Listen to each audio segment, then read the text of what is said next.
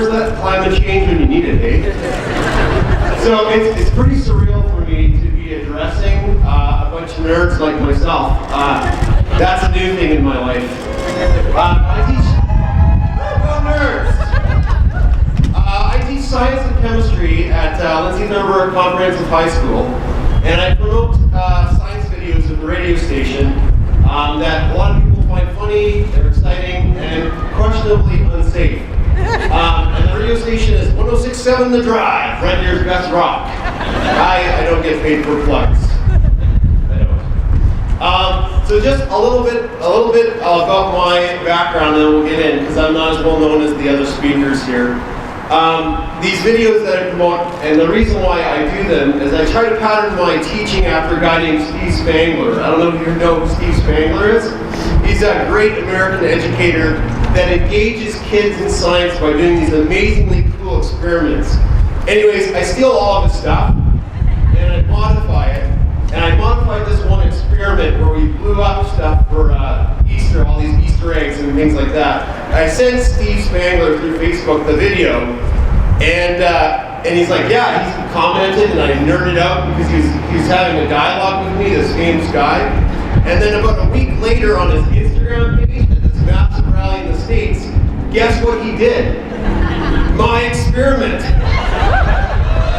So the DJ and I, we were like, yeah, this guy's not getting any more of her stuff. I cooled down, and I still love Steve. He's still a great guy to model your teaching after. Go, Steve. Anyways, back on topic. What's my connection to the March?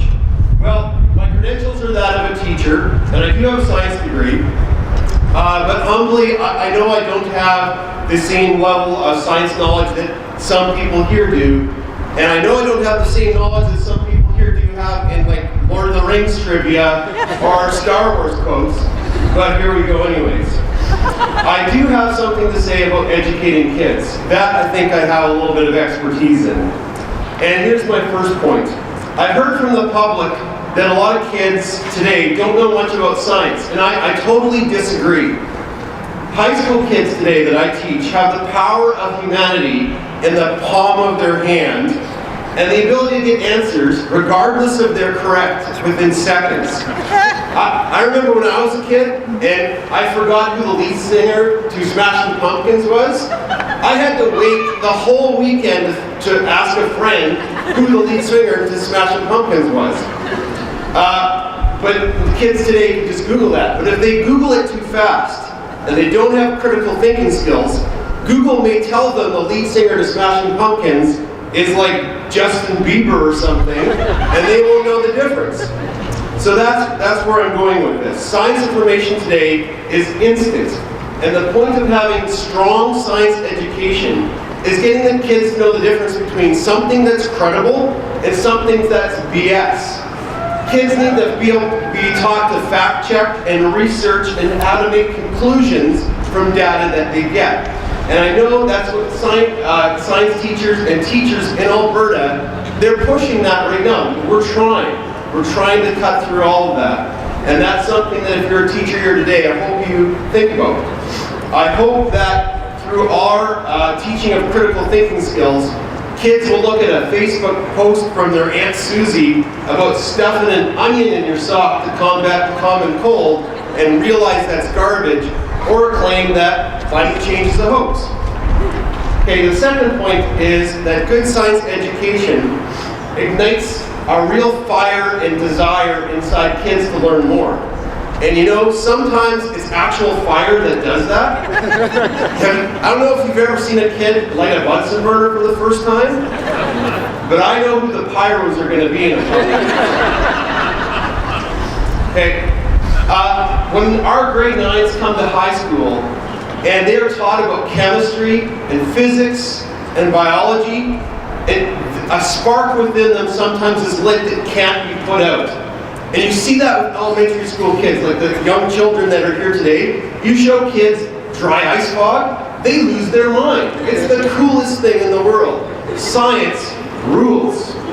And when you expand that to things like genetics, chemical compounds, and CRISPR, this new genetic like gene splicing thing that I don't even understand, but it's the coolest thing ever, that can help and keep that fire going inside kids, okay?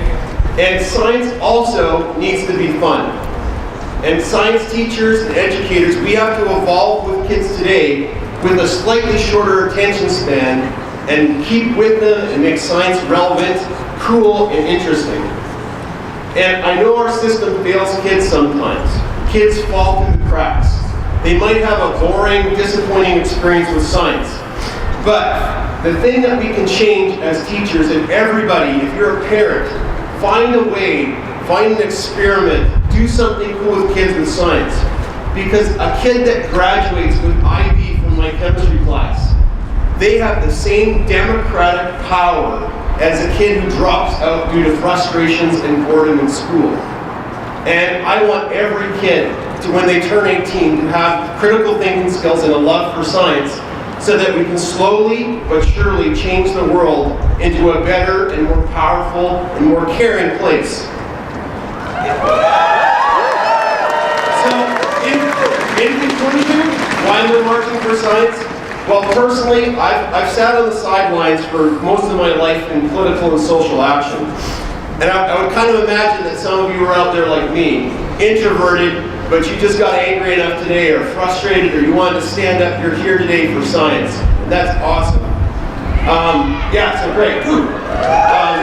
And any teachers here today, I would just implore you that in your classrooms, get messy, do experiments, blow something up, set something on fire, even if it's yourself. Make science fun. And always stand up for scientific policies and curriculum, and speak truth in classrooms when faced with science denials. To quote Malcolm Reynolds from Firefly fans? No more running. I aim to misbehave.